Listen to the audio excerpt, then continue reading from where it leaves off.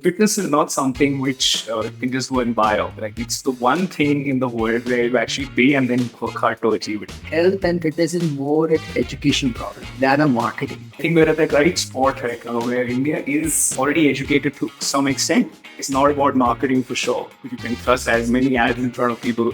But if they don't believe that if there's a simple choice that they can make, then obviously you're not going to bite into that. Like they say, every household has a CPO who makes a decision. Spot these people, help them so that the change maker is that CXO. One, two people in the family, and then it's not just the family that's impacted, everyone around them. That takes away a little bit, and that's the way to sort of do it. Why Alpha Coach now? So with Alpha Coach, it's more to do with everything being completely personalized. Fitness is a very, very, very personal journey in general. How big is the team now?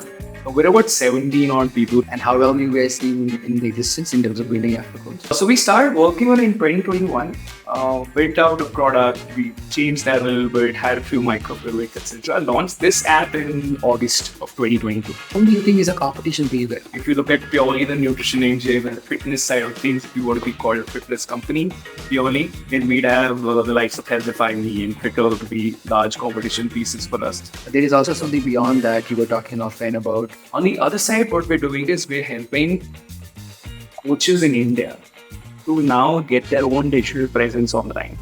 Hi, welcome to The Other Side. I'm your host, Dilip, an entrepreneur and an endurance athlete. In this podcast, we will explore the experiences of high-performing individuals while unpacking their mental and physical fitness routines that took them to where they are. Hi, welcome back to yet another new episode of this podcast series. My name is Dilip. I am your host. And this podcast is brought to you by Rainmatter Health. So this series is all about exploring products, entrepreneurs, startups who are building solutions to help Indians stay healthy, move healthy, eat right, sleep better. Rainmatter Health is an initiative, it's a venture fund where we invest in entrepreneurs and startups, building solutions and products in the health and wellness and fitness category, and also try to help them beyond the investment. So if you are an innovator or a founder looking for any kind of support to scale your company, your business, feel free to reach out to us on our website. We'll be happy to talk to you. Back to the podcast. Today I have another new guest, another founder who is helping Indians eat right and stay fit. My guest for today is Ketan. Ketan is the co-founder and CEO of Alpha Coach, a very interesting fitness app company which is doing a lot of good things to help Indians stay healthy. Ketan, welcome to the podcast. Thank you. Why don't you just make a quick intro about yourself and we'll get to know more about what you do. My name is Ketan. As Dilip said, I'm the founder and CEO of Alpha Coach. It's primarily a nutrition-first application with also added access to multiple coaches on the platform. Great. That's a very short and to the point intro. A lot to uncover. To start with, what was your background before you get started in building Alpha Coach? So I come from a background of financial services actually. So I'm a CA. I've been worked with two of the big fours previously, and then for 15 years I worked with a family office, leading startup investments really in India, managed a large fund.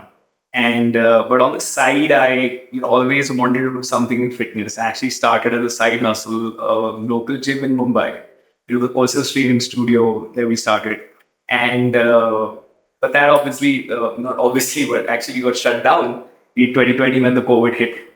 So when I was actually considering options back then as to what do I do next in this particular industry, so should I continue with my job or should I do something else? That's when I took a leap of faith and actually jumped full time into this and start creating something more in the online space. And that's how sort of Alpha Coach was launched. So Alpha Coach has two co-founders, you and Vishnu. I'm often curious about when someone starts a startup in the fitness stage, there's always some personal story behind what prompted them. Did you had some motivation or a particular reason which resonated you to start out what you do right? 100%. So I think growing up, was in the early 80s. And, those were the days when, we grew up watching stuff like Rambo, Commando, G.I. Joe and stuff like that. And I actually grew up as one of those, I would say, not so fit kids always left out on teams and so on and so forth. So I think the fire started boiling somewhere back then. But then obviously then given the entire stresses of life, not stresses but just the busyness of life, wherein I did my CA and I did start working crazy hours. It was back when I had my kid, which I was at my unhealthiest self at that point in time, which is when I was like 94, 95 kg. And I said, okay, I have to do something about my life at that point.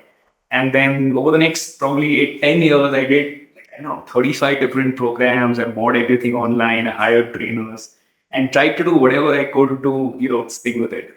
And then I actually trained with a coach in the UK, right? Before I start setting up my own gym. And that's when I realized that, it's the small, basic daily habits that if you sort of take care of, it can enable anybody to do that. And then literally before my 40th birthday, I actually got that incredible physique that I wanted probably 25 years before. And then actually got a photo shoot to sort of document that journey and say, I've done this. It's this one good thing that I've done during the thing. And that's how I actually got into this fitness field completely there. And then I can't imagine how you would be looking at 95 kg. I mean, you look way too fit for someone who's possibly having a 95 kg. But congratulations. I think talks a lot about grit and determination.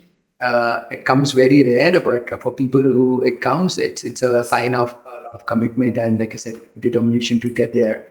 So I'm very curious. So we'll try to unbundle what Alpha Coach is, but just to kind of understand prima facie, why Alpha Coach now? Why do you think a product or a solution like Alpha Coach is relevant for the market, for the users right now?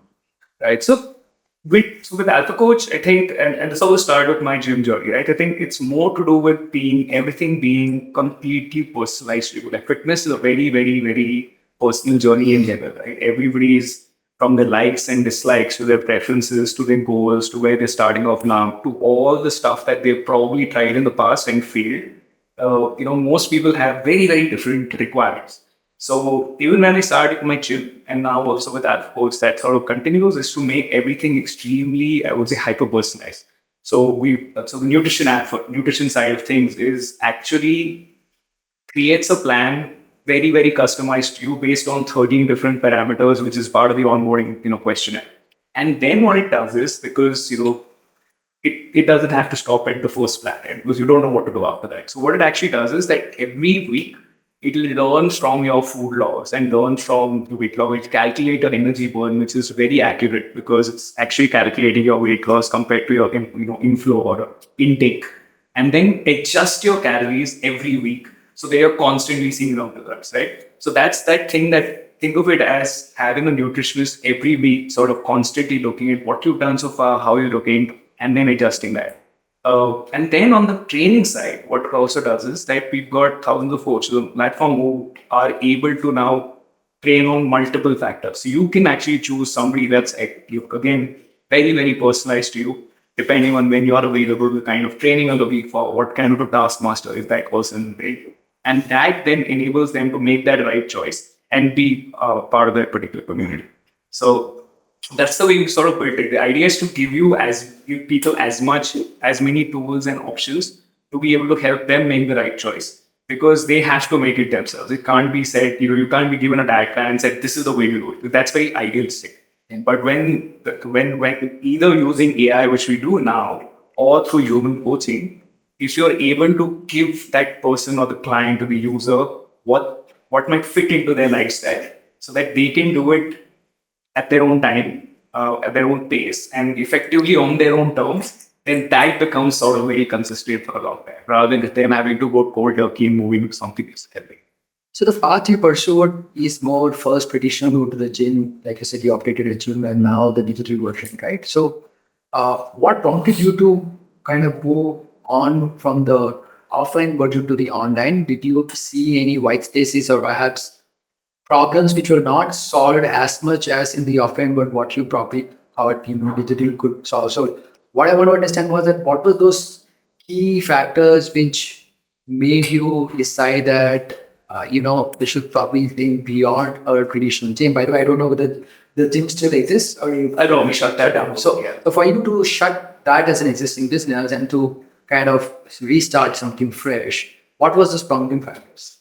So in a gym business, you're sort of restricted to one small area. You can only impact so many people, right? So it was serendipity, I think, at one level where COVID hit and we had to shut it down. And there was so many factors associated, very high capital intensive, a lot of things that go into opening one gym, hiring people separately, having all those overheads and so on and so forth, right? So those are factors that limit. Although having that gym does allow you to have that one space, it's a cash cow business, all of those things are there.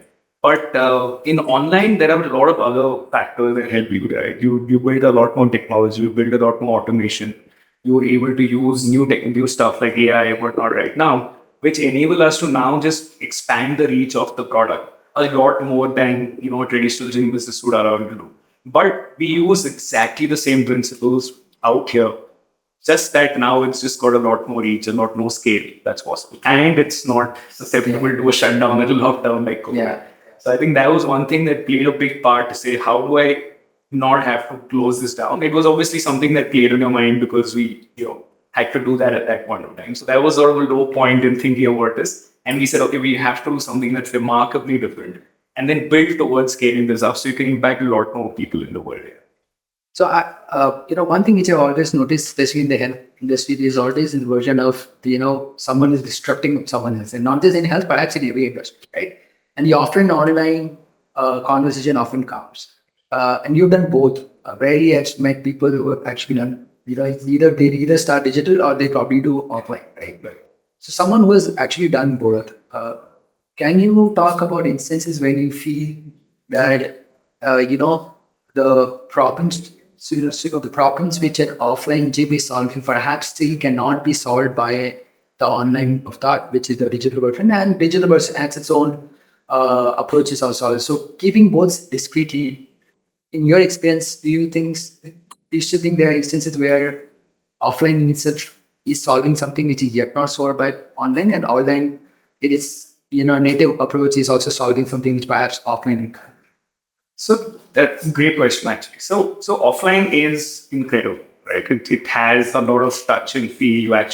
People have to go and train somewhere, whether it's at home or in the gym, right? So an online system is a great thing. So the rise of purely online live Zoom classes kind of thing had a great power in like 2020 to maybe 2020 to mid 2030, right? But once gyms opened up, obviously that market is dwindling.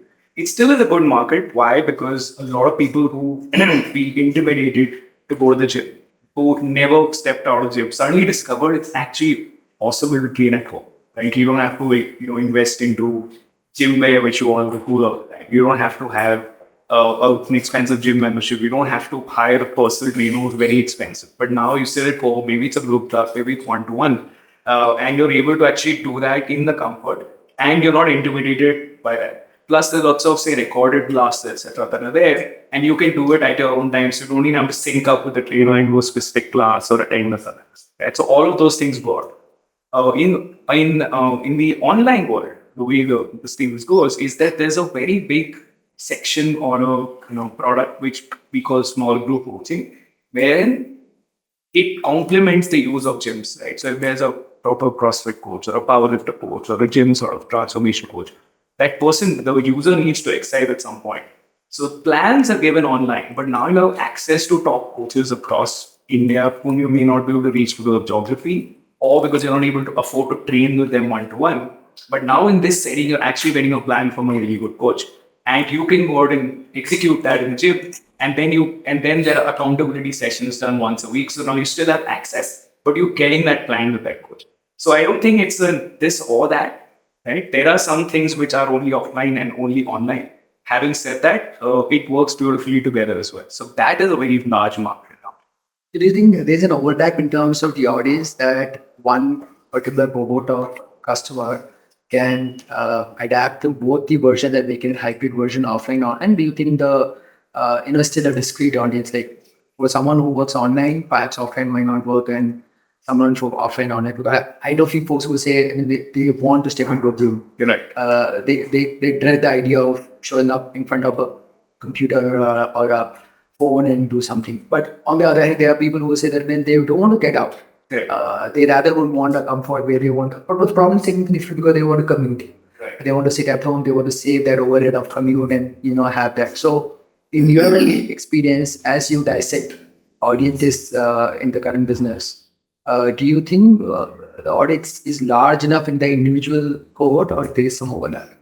So we have both kinds, as I mentioned. So there are live classes also that sort of run, where there are people who are actually running these, thrice a week classes, or taking at time.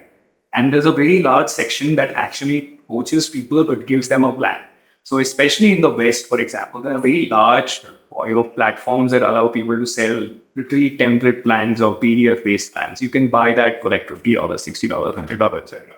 So what we're doing is we're also pairing that with not just giving a template plan, but actually being able to customize that using some technology from that particular coach, and then also getting access to the coach once a week to be able to do that. So there are both sections which are there. But for example, these clients who actually take from these coaches have to go out and train. For example, powerlifting you can't do at home, right? A Zumba you potentially can, a yoga you potentially can.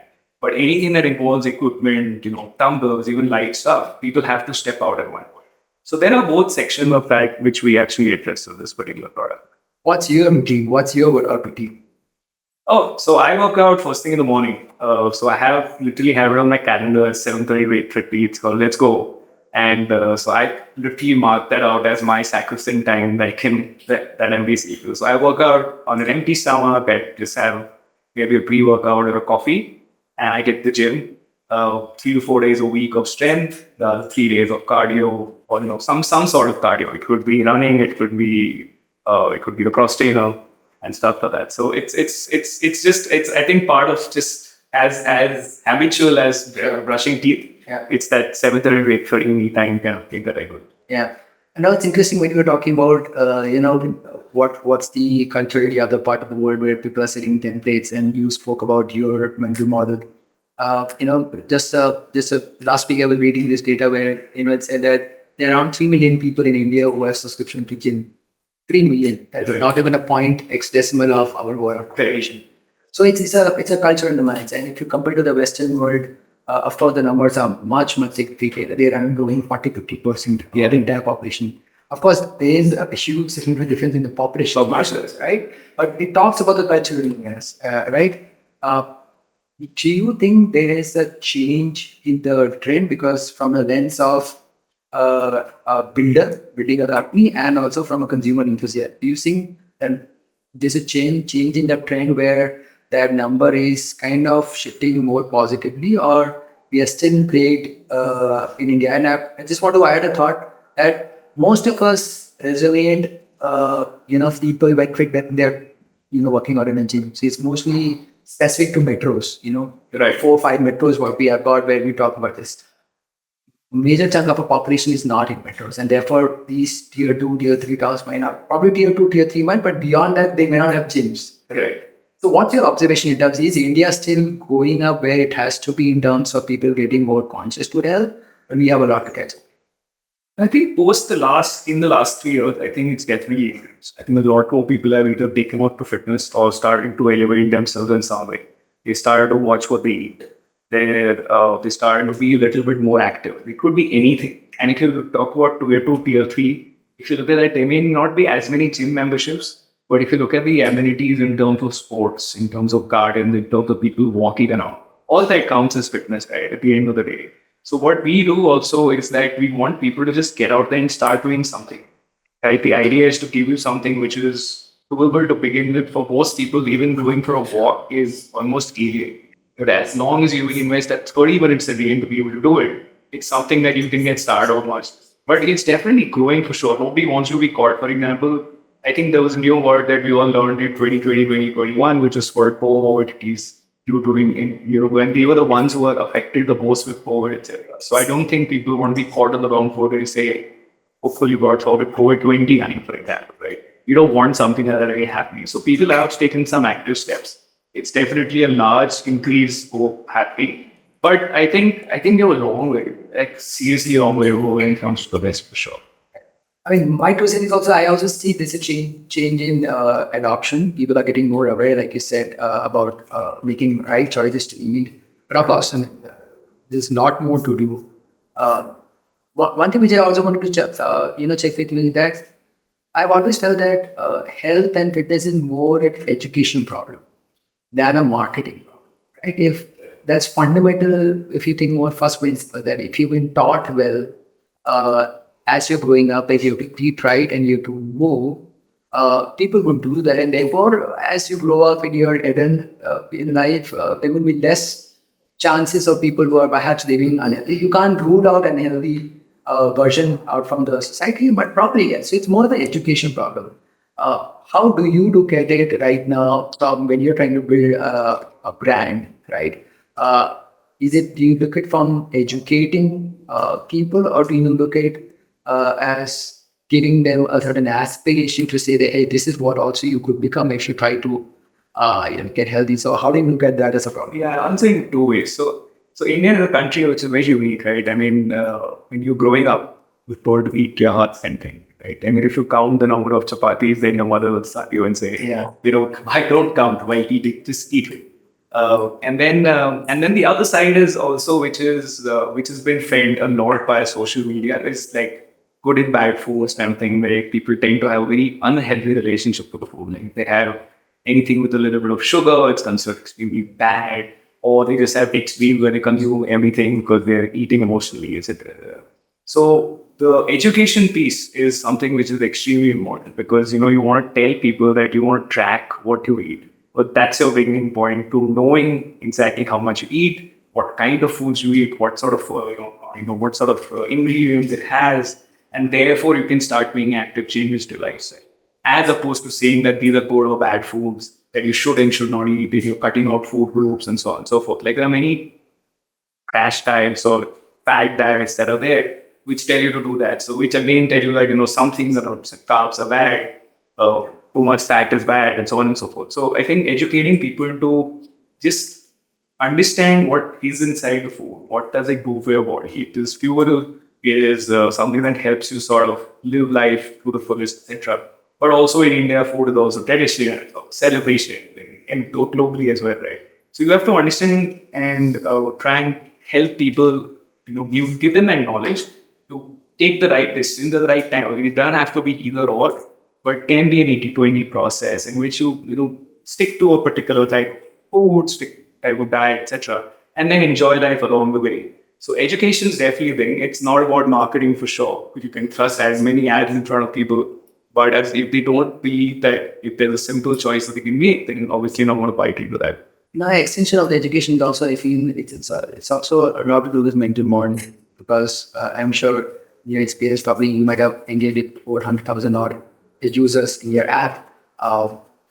We live in a world where we are doing too many things which is beyond our cognitive ability and our time bandwidth. Right? At the end of the day, you look at food more as a chore that we just like put something into a system, right? A typical average male female is someone who's probably spending 10 hours a day at work.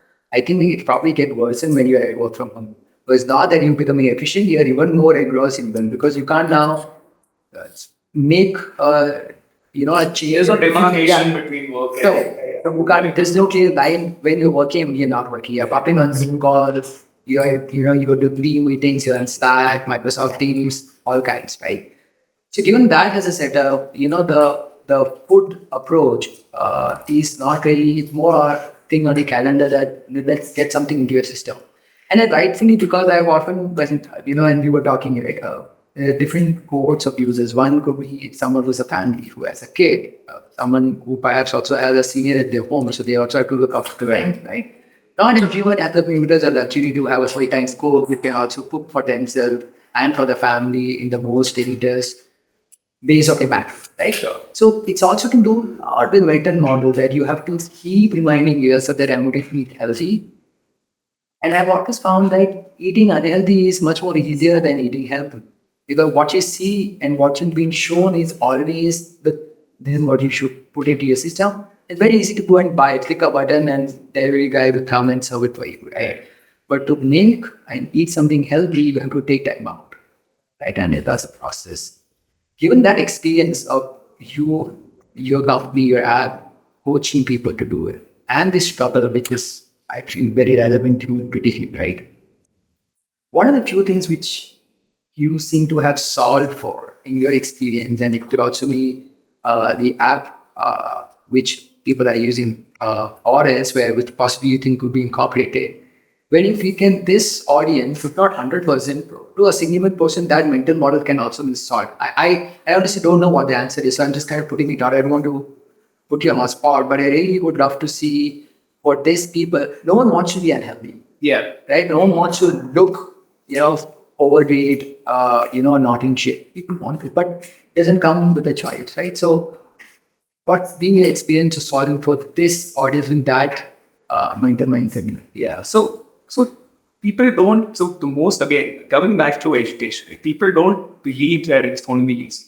First, it is. It's obviously change is hard. Taking the right choices is a hard decision. Like you rightly said, it's easy to order stuff online on food delivery apps, and they come in.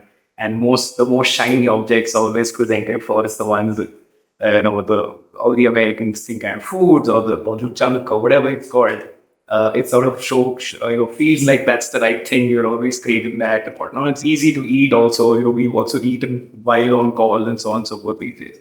So I think the main thing is that people need to understand that simple, plain old food can work, whether it's home food, whether it's been ordered. And as long as you know what's in it, then that sort of makes that change in the first place, right? Even if you eat a burger versus eating, say, a salad, they could actually be the same amount of calories in the salad. Salad could even be more depending on the kind of dressing you're putting into it.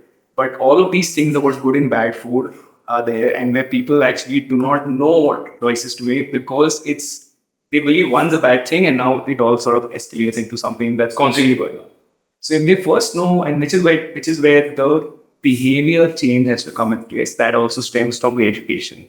Where if you just simply know what you're doing, right, and what you're consuming, that helps you to start making better decisions. You realize, maybe that one burger is probably 350 calories. And it's okay, so it fits into your daily macros. It's easy to sort of say, okay, I've done that. Maybe if you eat home food, and maybe it would be a bowl of this with some rice or some dal, whatever. As long as you know how much you're consuming and being able to track it at a relatively simple basis, you now know where it fits into your daily budget. And that, I think, has to be the starting point for anybody to fix that mental model. Because if you don't track anything, then you have no clue where you are. You cannot make any changes to your lifestyle, and you're always going to feel like just slipping into it. And once you you go down the slippery slope of making bad choices in general. When I say bad, I mean not the best choices to lose weight in general, right? And living slightly healthier. You will keep making those because you think that that's the way of life, and you sort of resign to your fate. So I think that mental model has to be there. When it starts with taking that first step. The first step is tracking. It's like running a business. If you don't know where your expenses are going, you will never be able to cut that income. If you don't know where your margins are shrinking, you will not know how to either increase revenues or whatever. So it has to be with tracking first, measuring it, checking it on a regular basis, and then taking active steps. But people want to start taking active steps first. First, they think about going and training hard, doing an intense workout, but eating whatever they want because they feel like that's life. And that's literally the thing where I would say, majority of the people fail. Yeah, I mean, I think it was Bill Gates who said that if you can't measure it, you can't manage it. So you've got to measure it. Also, data is good, but it's not really into your life. So basic measurement in what's into your system, how much you're burning, and then do a math to, what you need. I think that's amazing. And because the only thing that you can actually track is what you're putting in your system. Yeah. Let's face it, even wearables, even the topmost wearables, and I won't name the brands, are 40% off. Right? So you do not know how much is actually costing. We both wear wearables, different companies, whatever. We have our choices, but everything is off because we cannot actually know how much a person is really moving, how much is their metabolism, how much activities there, and so on and so forth. Right? So it's obviously going to be something off. Versus if when people look at that amount of calories or kilometers rather than calories burned on stuff like treadmills. And it's even worse off, that's there. It's not even really connected to you, but it's taking an average. So what you can actually track is how much intake you're doing. right? And that can be very close. It'll obviously never be accurate because it's chapati in your house and chapati in my house will be different. But if you keep tracking it on a regular basis, it gives you a baseline. And from there, you know whether you're losing weight or not, or stable weight, or whatever your goal is. And that then allows you to make the right choices along the way. So your starting and end point need not be 100% accurate, but along the way, it'll tell you those, right? It's like a weighing scale. Two different weighing scales, one will be right. So that's the first thing, and you will only be able to get, and that when managed to or compared with the weight loss in weeks over time can actually accurately calculate your metabolism, which is your energy burn, which is there. So that's the only thing you can really track. You cannot track your energy burn unless you're in a lab environment where you're putting maybe all of those things and done that. Yeah. So it's an extension of the education piece, right?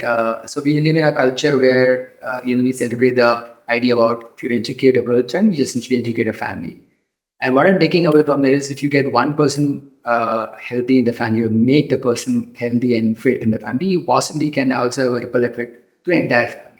And you talk about any instances in your community, in your audience, where any of such things actually had that significant ripple effect where one person got fit and it kind of he or she was a change maker for the entire family.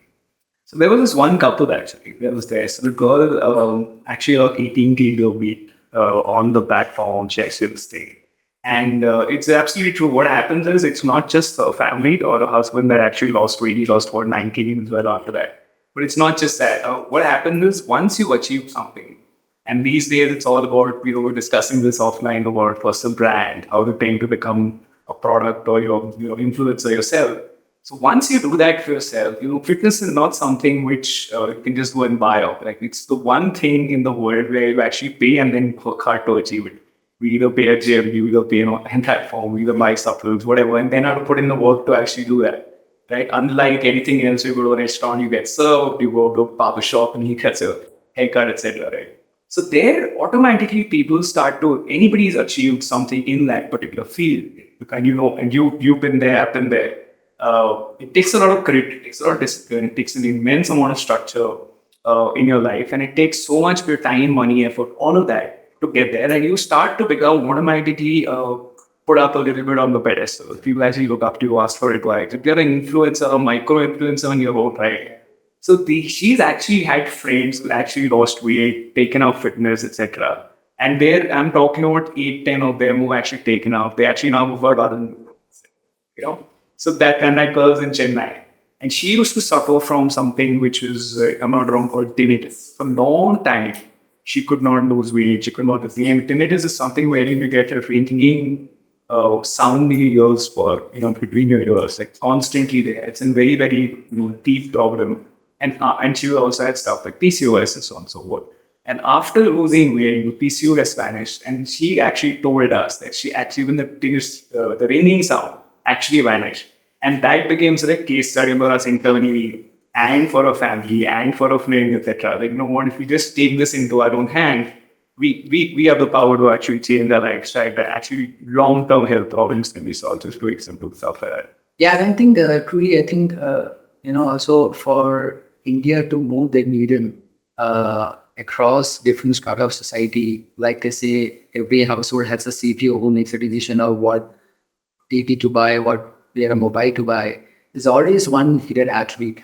Just what is order, and is it regardless whether they're paying for a national team or anywhere. And if you get that person make those small subtle changes, that would have immense impact on the rest of the family, and therefore then it will multiply.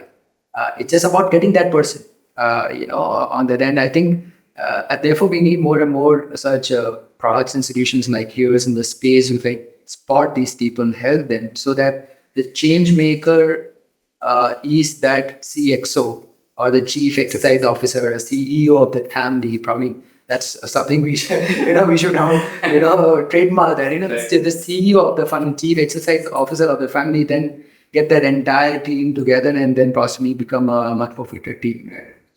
Yeah, I think, and that's where, again, it comes to the old girl child and this and that. I mean, these are not the days where the woman of the house is the homemaker and things. But even today, my wife has a business of her own. I have this thing, but the control over the food in general, she has a lot more handle on it than I do. So in terms of what kind of foods we eat, like it's just even like for my son and the kind of stuff that we give. She makes this, what we give it a hair fast, but that's not healthy to and stuff. We need to have more fruits in the diet, more this thing. So we select, or she selects the ingredients and the preparation that's there. And then we allow him to make a choice how much he wants to eat, rather than us having to control everything. So we select what kind of foods we will eat, what are the ingredients will go in, and the manner in which they be cooked, which we decide. And then this thing. So it all stems down from one or two of people taking them charge. And now, thankfully, all of us are lot into fitness. My son is just 40, I'm like to gym and training, running the sports. And that sort of trickles down the rest of them. And everybody looks up to this. So it's a matter of, like you rightly said, one or two people in the family. And then it's not just the family that's impacted, it's everyone around them. That takes away a little bit. And that's the way to sort of do it. Yeah. Of course, I mean, absolutely second that. I think I truly believe it's an education problem. And my only possible regret is that we still don't have nutrition, and you don't have to go to a lot of technicalities, but basic food science, what is good for you, what is not good for you, is still being taught in our education system, right? I mean, people don't have to go in the nitty-gritties of what protein, carbs, all of that, but basics, what is good, what is bad, can be taught even in higher secondary high schools level, right? Because that builds like a basic. And then the kids can make a choice whether they need to have a canned juice or they need to have fresh juice. The day kids starts making that choice, and the day they say they instead of having nothing bad about an ice creams are very good in life, but instead of having some chocolates, probably I can go and get that fruit. I think they get the right path. So I hope people like you and many other folks who are building for this category can help with that education. That woman thing, brought me to think about it. What's the split in your customer audience right now between male and female? 60% women and 40% men at this point of time. And have you seen any patterns that there are common dots why these women are struggling with a certain challenge? What those challenges are? So it's not challenge. I think men generally are, if you look at the gym split, the number of men who go to the gym versus the number of women who go to the gym, it is still very 80-20 in terms of men who go to the gym, banging faces, that versus women looking at doing a lot more different kind of exercise. And these Zumba, there's yoga, and we took up those, I would say, low impact workouts as opposed to, we're also running and cycling, etc. But I would say a little bit more towards endurance and, long endurance sort of workout as opposed to strength training. On the nutrition side, you'll actually notice that more women are more conscious about what they eat in general than men. Men like to kick back, cattle bear, eat whatever they want. And they actually justify that by saying, listen, I train and therefore I want to be because I want to be able to eat whatever I want. Women are a little bit more particular about the nutrition side of things in general. So we actually have that. And I wouldn't be surprised if it becomes even 70-30 or even 80-20 where women are actually a little bit more particular. But just with this thing, and also I'm just marrying it to your previous, this thing about children and education, you would be surprised the number of people who actually talk about it. As long as it's happening, as long as active discussions on nutrition and fitness are happening at home, you will actually find more kids aged 10, 12 and above are now making active choices of doing that rather than having a canned juice, they have a fresh juice. Rather than having a Coke, they may have a Diet Coke, the Diet Soda, etc., etc. But I'm not talking about 10-year-olds, but I'm talking 16, 18-year-olds thing. So those choices are being made. So having a cola, they're actually having soda. So actually seeing that in parties where we have friends, kids, or other people go in the early 20s, and it's actually happening now. Because in general, there are so many things that are happening in our space, and I'm very happy that we exist in this space where we're making one sort of impact, but even there are products which make that sort of impact. And so, no sugar added things, unless you're finding sugar, stuff like that, non-fried stuff. So all of these tend to play well together, and I think we're at the right spot right now where India is not just educating, but getting already educated to some extent, but it is still, I would say, tier one and little bit of tier two. I think we want to be able to get down to all levels at some point. No, it's interesting to talk about the landscape. I'm going to change gears and talk about the product. So let's say, I have a late 30s guy, works in the IT industry, struggle with diabetes. I have a weight issue. I also have a back pain, and these are common things which I hear people around me.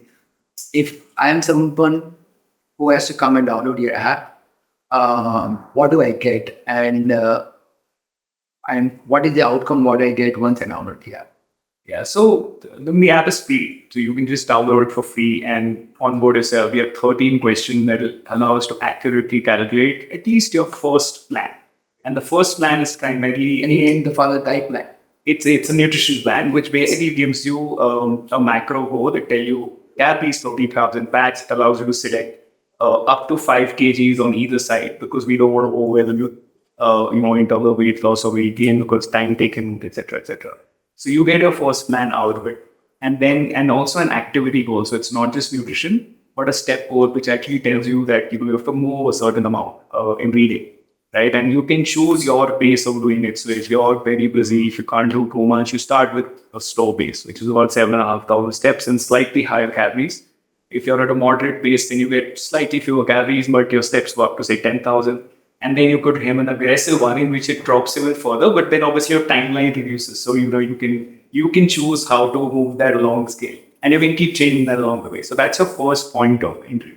Then based on your food loss and the weight loss, maybe even once a week, and even if you're not 100% on point, because being 100% on point is like this, you can't be that thing. Nobody does that. So even if you're like, give it 3 days of food loss, give it one weight loss per week, it'll calculate the variable, adjust that every Monday, and you'll have a new sort of macro activity load every single week. So that's the thing. Sorry, I just want to make sure I'm getting this. You're saying that the logging what you do is perhaps not daily. Even one food log a day can help you extrapolate. No, 3 complete food logs per week. Per week. 3 complete food logs. Food logs. Can be any 3 days or 3 meals a week. No, 3 days. Oh, 8 days. Figure out your calories for the day, right? One day you eat 1,500, the next day 1,000, so on and so forth. So that actually has some data. So obviously every day of food logging and every day of weight logging is the best possible way for you to do it. But it's for extremely high-intent people, right? And we're not catering to that audience. We're catering to a medium-intent person who understands what macros are, who wants to do something about it, is willing to put in a little bit of effort and take up a new behavior. So when you've done that little bit of work, which is 3 days, it takes you 3 minutes. We will not voice logging and stuff like that, wherein you literally press one button, say what you've eaten, and it logs it for you. You select the quantity, obviously, and it logs it for you. So even if you've done that little bit of work and check your weight once a week, you automatically then calculate your metabolism to the nearest possible accuracy, and then change your macros for the next week. So you might see a slight drop in calories, a slight drop in protein or carbs, and so on and so forth. So, and the app allows you to comfortably lose 10% your body, right? Because it's obviously got no accountability. Nobody's checking up on you, nothing like that, right? So if you're really kg person, you can go around to about 72 kgs without any supervision, because you just have to do that much. If you follow, you do it. Now, how do you know that you're on track? The app also gives you a score every single day, which is called the daily alpha score, which is 70% or more, 70 or more score on an average, which means you're reasonably on track and you can make your goal, right? And then now if you want to lose more, suppose you overall want to lose, starting with the same weight, you need to say weight to 60 as an example. Then our app is not going to help you from the free side, which is there, because then now we need a little bit more customization. You need a little more handholding. You need a little bit of accountability from a coach who, and if most people work well under a supervision because they don't really have to present to someone at some point, right? So then the coaching aspect comes in place. Then if they want to sign up with one of the coaches who are listed, they can sign up for a program. Either it would be 1-to-1 or a memory based. So that's the way, that's what you can expect of.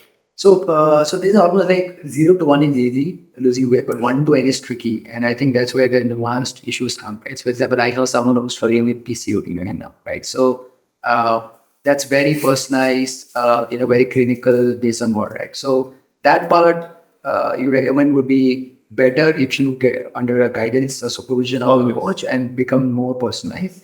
Vis-a-vis going to the free version when 0 to 1, when you can possibly lose 10% of the weight. Yeah, so for general population, if you want to just go down a little bit, the free version works very well. If you want to sign up for the course to get a certain time exercise, like for example, you said a back day, you said no, I'm good at these and stuff like that, and you want to make sure that they are able to interest those particular things.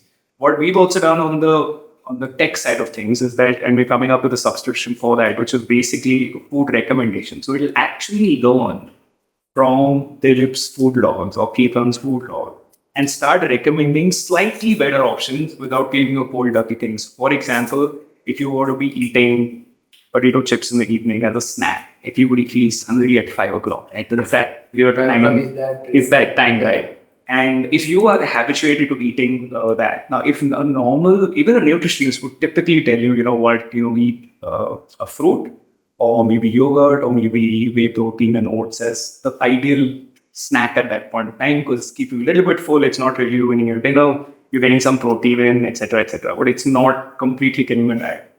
But it's not something that you're used to. Now, what you're used to is something which is crunchy, like potato chips, and it's savory, it's spicy, etc. So you want something in that. But so what we've done is based on our individual food log, it'll recommend maybe something for you. It could be popcorn or Fox Suns or nachi chips, stuff like that, which now feel like your original snack, but are not making you waver too much from there. So now overall, we started to make choices. Now probably you save 50 calories and did not eat so much fat because it was fried. Now in other meals, it will probably have other suggestions and stuff like that. So it's literally learning from your food logs and giving you something so that over time, this just becomes a lifestyle. Saying, now I'm naturally going to eat popcorn.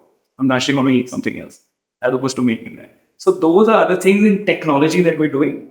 But obviously, I think after a certain point, especially if we have any clinical issues, then it's best to work with a human, which is where the coaching actually comes in. I also wonder, again, going back to the previous point of mental model, it doesn't just come that very easy because it's so easy to get the unhealthy version because you go and get a potato fry or a baked potato, but you probably won't get a ham, right? And although the app might be saying that makhana is a better version for you, or maybe a peanut butter sandwich is a better version for you, but you would rather want to go get a wheat, double layer cheese sandwich because that's what you're craving. And that the AI still can't work out because the AI doesn't know you're going through a lot of stress. And the point why I'm trying to bring out is that we often talk about weight loss. That's where mostly the fitness industry is video, but there's also a major problem of weight gain. Right. This is also underrated to an extent, right? We don't see that, but that's also a problem, right? What's the experience you guys have had on the platform? How much a percentage people come for that progressive weight gain? And what seemed to have worked for that overcome audience? So weight gain is a very different thing, right? You actually have to meet an excess. You have this thing. So we have people who put weight gain and are suddenly seeing that they need to eat 3,500 calories, where they've been consuming 2,000. And weight gain is actually super hard. It's very, very difficult compared to weight loss. I mean, we probably have about, I think, maybe 8% of people who want a weight gain, with people who are just generally underweight or they've never been able to not anorexic as such, but generally just people who want to build up muscle, etc. And as anybody who's gone in the gym and tried to build muscle, it's super hard. Yeah. So and eating 4,000 calories of clean food, which is literally putting in that 200 grams of protein, I mean, it's just overwhelming. Like eating 100 grams a day is the stuff. But eating 200 is just unbelievable. So it's there. It's a tough problem. But the app then will not suggest stuff like trying to go low cat, right? It will also give you high carb, high this thing, which is allowing you to feed those calories with ease. So you need to be able to make sure how you're listening. So that's definitely And how does the app try to understand more? And this is probably the AI part of it is kind of the implicit enough where it can take the work of a human nutritionist where let's say someone has certain allergies, and maybe coming from some fiber sources. Right. How does the app perhaps try to capture that and give an alternative? Does that version still exist, or do you think manual is still a bit less? Yeah. So in the tech, what we've got is that we've got about 18,000 foods, Indian foods. So you pick out anything from a visi bele bhat here to a misal pav to a chole kulche to anything. So anything Kerala, whatever, right? And some curry. And each food also has, say, only 20 ingredients. So what we've done is, for the food and the ingredients, we've got about 50 different tags that we have now brute forced within registered addition and done that. So what are those tags? They're not just your basic, which is veg, non-veg, vegan, etc.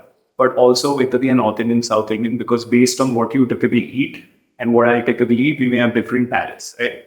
We also have stuff like what you just mentioned, whether somebody has PCOS, thyroid, hypertension, cholesterol, diabetes. And then it tagged whether those foods might be suitable for somebody with those lifestyle conditions. So the recommendation to the program or the engine will actually be working with that particular thing to say, like, you know what, if there are say 6,000 good foods that might be generally recommended, if you say have diabetes, maybe 1,000 foods go off. You will only have 5,000 foods in your order day. If you have something else, then another 1,000 foods go off, and so on and so forth. So you will only be recommended stuff if you had this goes down to the mineral level, if you know all the micronutrients to everything. So those sort of things, if there are deficiencies with their lifestyle issues, etc., AI can solve, but it's obviously always going to be in some way programmatic. Right? It's not going to be at a more mindful level. For the mindfulness, you need to obviously have a human coach would obviously work the best. But when it comes to being able to identify certain things and if those people have ticked across the boxes, then it can also cater and curate those things perfectly. Also, something been that solving for the health and nutrition challenge in India is even bigger challenge. So for the alternative mattress in other part of the world, the city also has the inherent problem of different paddocks. Right, there's a healthy version in each paddock for a South Indian, and there's an unhealthy version in the South Indian food. And therefore, someone trying to build that as engine has to build the A version, B version across multiple pallets. Like every state, every city has a different, which perhaps might not be as diverse in the Western world because the not so good parts are very clear. It's French fries or burgers or shakes. There perhaps the culture is not as in depth what it's in India. So I think that's also a big challenge in the Indian ecosystem for someone to kind of go out and build that, right? So do you think we see a future as digital inclusion or digital transformation keeps going where that inclusion is possible, or we are still very specific to the top 10% of our population where we can kind of generalize to say that if it's working dal, we can go and fix it. So as we said, in the last 1 year, we've actually cracked with the 8,000. And we keep growing. I think on average, we eat 500 foods a month if we're right now. These are 8,000 foods which people are coming and adopting. No, beating down foods, database that we created. Plus, based on people's requests, when they can't find a certain thing in a certain way, then we also keep adding those foods. Plus, Western foods, there's a repository database of 2 million foods, including grocery items, specific items from, say, cold foods, which grown in India, 27 types of oatmeal, and all of those things are already there. That's a USDA database that's anyway there. But in India, what we've done is we've got our own proprietary database because of the very reasons that you mentioned. Because, you could look at a chapati could be called a roti to a parota to a whatever, and you should be able to find it based on where you are and what you colloquially call it, right? And every vernacular language. So that is something that we had to create, and that was, I think, the biggest piece that we had to build out. Because the success of a food logging or a diet coaching app is based around whether I'm able to find the food in the first place. Otherwise, how do I log it?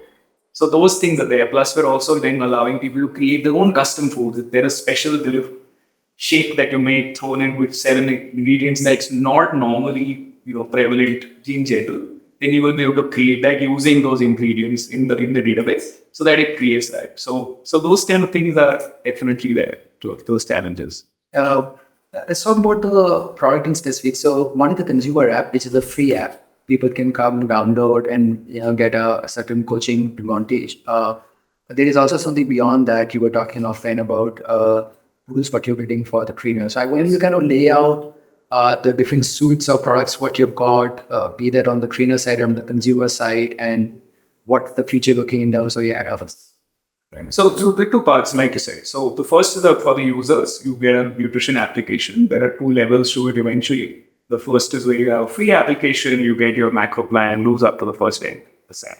The later will also come to the recommendation and stuff that I mentioned, where it actually levels to a toolbox and keeps giving you unique recommendations. You'll even be able to ask stuff like, okay, how suggest a healthy dinner under 500 calories with at least 25 grams of protein. And it will be able to do that for you just using a lot of the new AI tools that we have, plus the database and the learnings. And we've already got like almost 20 million data points in the last 10 months where people have bought or done something on the application, right? On the other side, what we're doing is we're helping coaches in India to now get their own digital presence online. So we get all the tools, all the marketplace tools, from payment gateway to being able to do live classes, to be able to hold seminars, to drip content to the followers, etc. in fitness behind the paywall.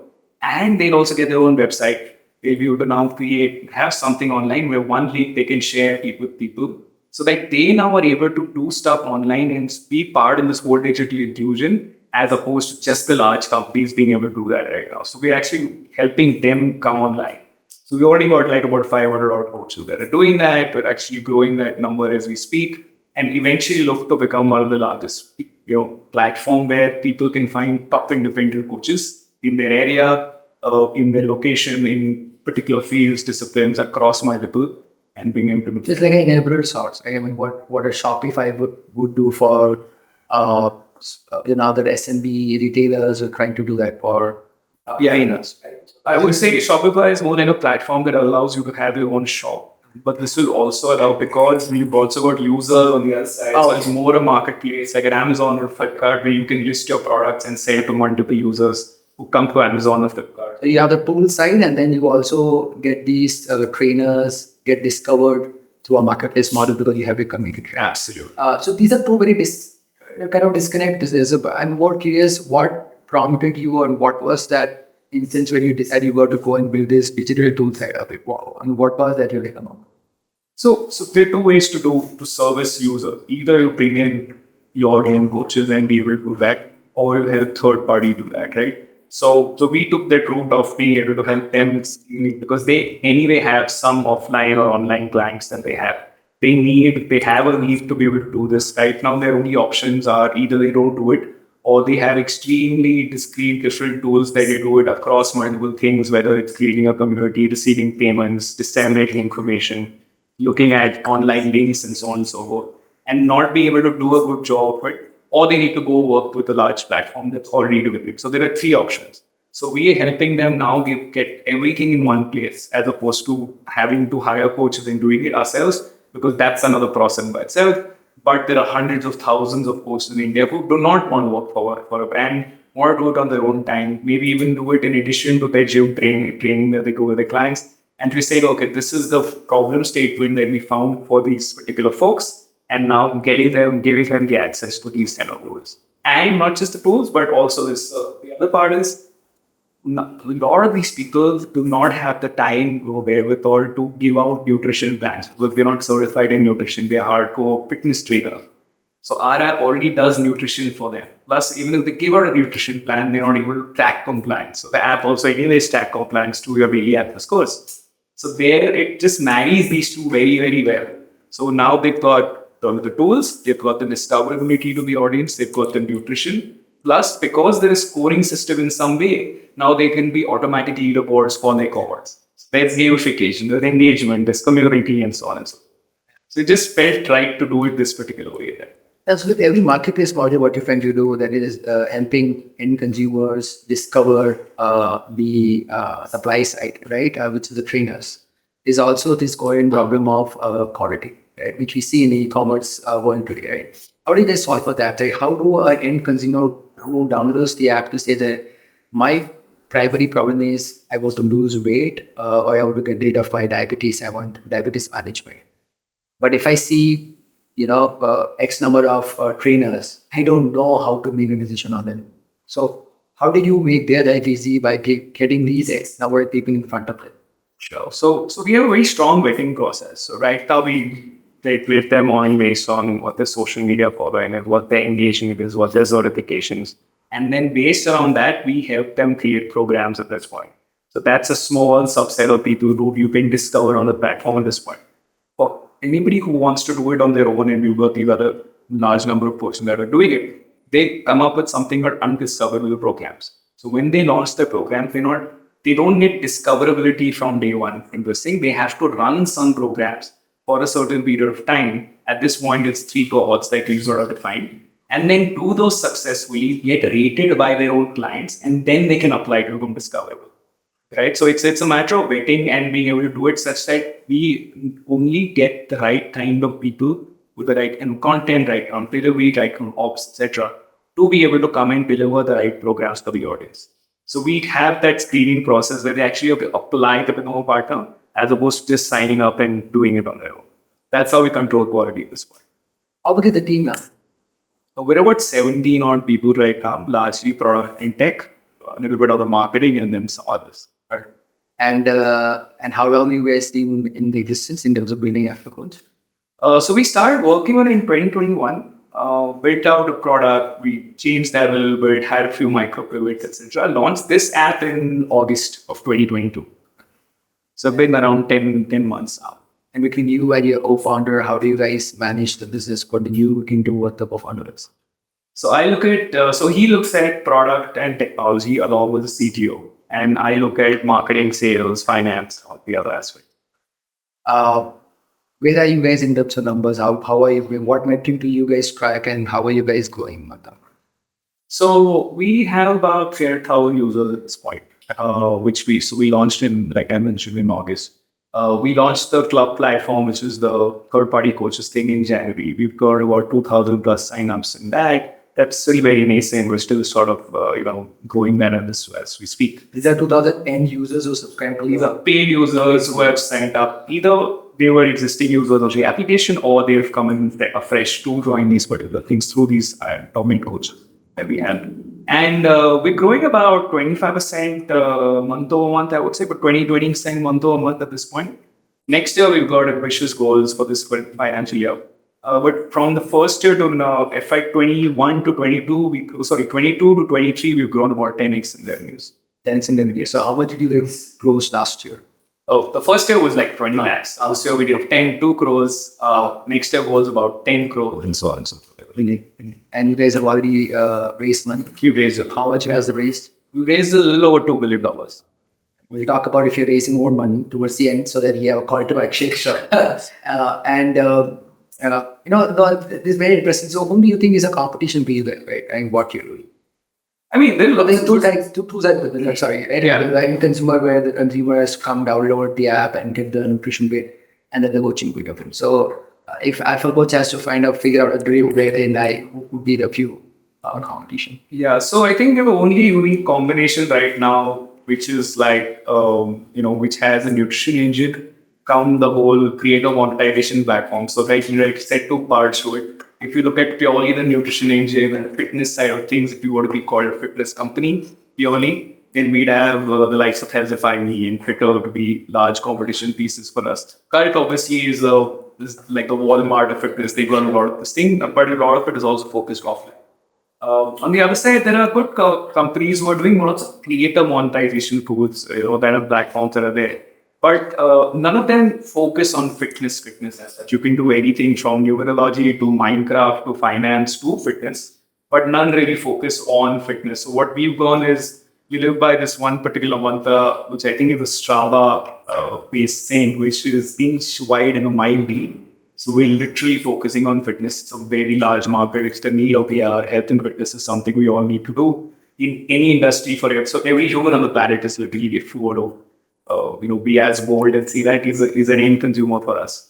But it's something that we need to. So in that particular space, there's so much to do, and we're building more and more deeper for that particular thing. So that's between these two models for you, how do you guys make money? It's currently making money on the monetization side. We have a straight, it's like a trainer monetization. The trainer monetization. So it's basically like a take rate or a commission on this side. On the user side, we eventually also get subscriptions for the food recommendation and these session matching. Yeah. Interesting. Do you still crave to go back to your gym days, getting those hands-on experience coaching customers, and that completely comes back to your conscious mind that you want to go back do that? Honestly, not. I mean, this stuff, technology, AI excites me a lot more. I obviously never train people myself, and I hit the gym every day, so I don't honestly miss that feeling at all. But tech definitely is something I love doing a lot more. Brilliant. What's up in the future? Like, what's a couple of exciting stuff? What someone can expect from Aftercoach in a couple of months or quarters to come? So we've got some really good goals that we're chasing after, right? So our main thing is to build a really cohesive fitness network where users can find nutritionists, can find trainers, can find each other. So we're actually going to start allowing people to start creating their own groups and communities based on their likes and dislikes, etc., and stuff that they sort of want to follow, and make it very organic in that particular way. So just creating those communities. That'll also allow a lot more people to want to be on the platform, whether they want to earn more money, like trainers and service providers on the platform, and then bring other users on the platform because they have something to discuss. So that's the go-to app that we want to sort of make it in the next 1 year. Our goal is the keys to get about 10,000 coaches on the platform, which will make us the largest platform in India, at least, with as many coaches on the platform to be doing that. So that stuff that's really what we're chasing as a North Star metric at this point, because that allows us to do two things. The first, obviously, that many coaches on the platform bring in as some amount of users here. And then on the other side, they get to be discovered by more users on our platform isn't there. So it's just a win-win for us to be able to help these coaches just build their own business on it. So that's what we're being together. Uh, so you're an entrepreneur and you're also an enthusiast of staying fit. Coming from that lens, and you know it very well, there are days where it's very stressful being an entrepreneur. Right? It just doesn't come out very easy to go out, get your run, or hit the gym. But having sustained that cases, I want you to give that one recommendation if, because we all know it, we have friends in our network, we've got from the circles who perhaps might not be living the best fit version or the healthy version of probably what they should. Right? So if there's one thing what you would want to recommend to folks, especially entrepreneurs, was funny, and just to kind of make them move on the health wise. That's the one thing what they can start today with it. I think, yeah, in terms of just simple advice for fitness, or success, everything all ends up at the end of it when you're in the hospital. You realize that health was the most important of all of that. So if you want to live life doing whatever you want, whether it's running a startup, being a good family man, want to party in wherever you want to stay, party all night, go up on a trek, everything requires some element of fitness in it. So I think what I typically tell people is that you have to be the only thing that helps. Nothing will help unless you're what I call ruthlessly consistent. Right? Ruthless consistency is what will build it. Literally put out on the calendar, do something at that time. That even if it's meditation, it's not movement as such, but it's meditation. It's that time that you're taking out yourself. If you're able to do that every single day, and it need not be an hour, it could be 30 minutes, right? Depending on how busy you are and stuff like that. It just helps. Because if you look at anything, whether it's building a successful company, being successful by investing in the stock market, which is what sales people do, having a great marriage. None of it happens that one instance of this thing, right? The marriage, your wedding day is one instant, but happy marriage is over making. One investment or trade that you will do on one day, which is being a trader versus a long-term investor where you make true wealth. Similarly, with startup, you raise one funding, that's not the end of it, but you really build a meaningful business over time. All of these is the constant factors, consistency over time, right? And that's where the consistency comes out. So if you want to build a distinct fitness, is not about trying to get that one thing or a 12-week plan, because nobody even gets unfit in doing it. Right? If you realize, it's like you and me now, relatively fit people. We are far better at Thank you. right? But the thing is that even if you let go for a little bit, in 3 months, you're not going to be completely out of shape, right? It's not going to happen. So it could be a result 12 years of not taking on this thing. So we have to look at it that way. Right? We probably have 50, 100 months, like 30 years ahead of us, or 40 years, that's 2,000 months, weeks ahead of us, right? 2,000 weeks, sorry, not months. That we have, and that's the kind of thing. So you have to just be able to do something consistently for that long. And that's something that I would urge all entrepreneurs. Well, thank you for saying that, Ketan. I think absolutely echo that. I mean, something which I also realized much late in my life was that it's great to be consistent than vocational. Sorry, it's good to be consistent than occasion would be very great. Right. Right. So the consistency is the key, and like you said, just like everything else in life, whether it's wealth creation, knowledge, family love, parenting, compounding. It will compound, right? So you got to start now with perhaps very long term. You do it with 6 packs and 8 packs, and perhaps I know here 12 packs are also there. So yeah, good. Unless you have some crazy tricks. I think they say that entrepreneurship will end. You don't build for valuation. You build a very fundamental business, and likewise you don't build your body for vanity. You build to stay healthy for as long so that you can spend more time with your family and your children. So I completely echo for that, and thank you for putting it out in a very nice way. You said you have some great plans. I'm assuming you would need some more help in terms of more people coming in helping you out in terms of investments or elsewhere. So you will see some money. We're currently in the middle of closing one round, but we will soon start looking at one. We're raising on next round as well. Great. So this is a call out for the investors listening or watching this. You should reach out to Ketan. No, this has been great, Ketan. Thank you. Was good to unmute the Alpha coach, know about the story behind why it got started and the entire genesis around why you are still on it and building it. And you definitely make sound to be sounders very passionate guide into this mission. Cheers and absolute good wishes to you and the entire team, to Vishnu, to with this partnership. I want you to tell the world whether it's customers who want a better alternative to stay fit, that is looking out how they can find out Alpha Coach. Investors, if they want to reach out to you or anyone, how can they reach out? How can they reach out to you in particular? What are we reach out? Yeah, so for customers, anybody wants to download the app, just visit our website. It's called www.alphacoach.app.tpp. And anybody wants to reach me directly, I'm very prompt. My email address is ketan@alphacoach.app. Great. This is lovely being on this program, on this podcast. Thank you so much. Thank you, Ketan, once again for taking time out. Wishing you all the best and the entire team. And I'm sure the next time when we meet, this lot to unpack. So thank you, and then good luck once again. Thanks a lot. Appreciate it.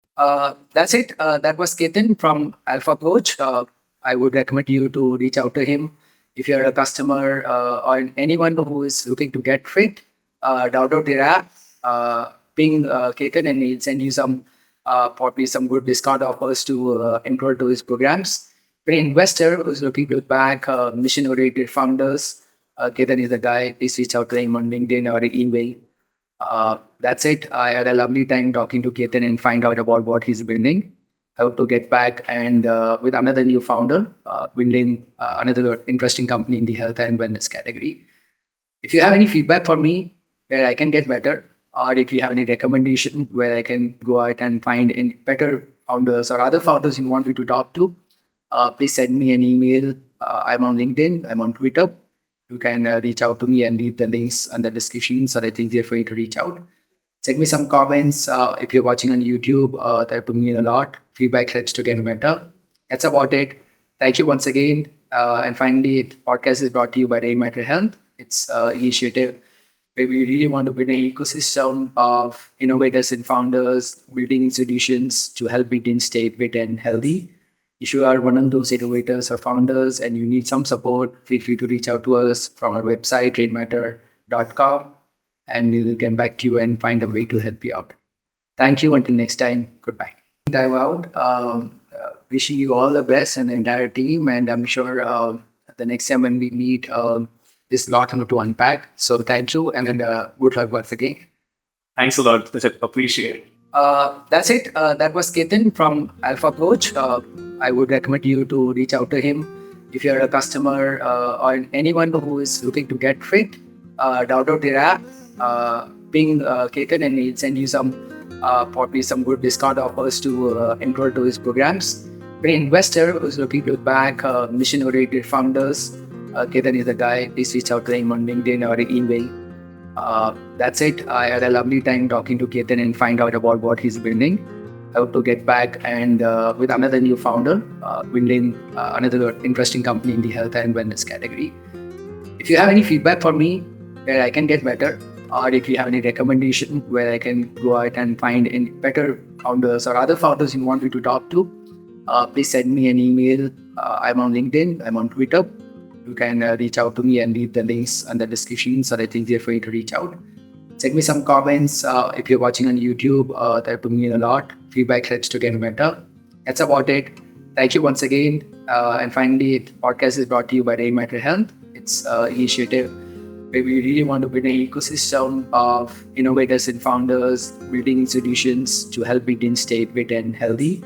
If you are one of those innovators or founders and you need some support, feel free to reach out to us from our website, reimagining.com, and we will get back to you and find a way to help you out. Thank you. Until next time, goodbye.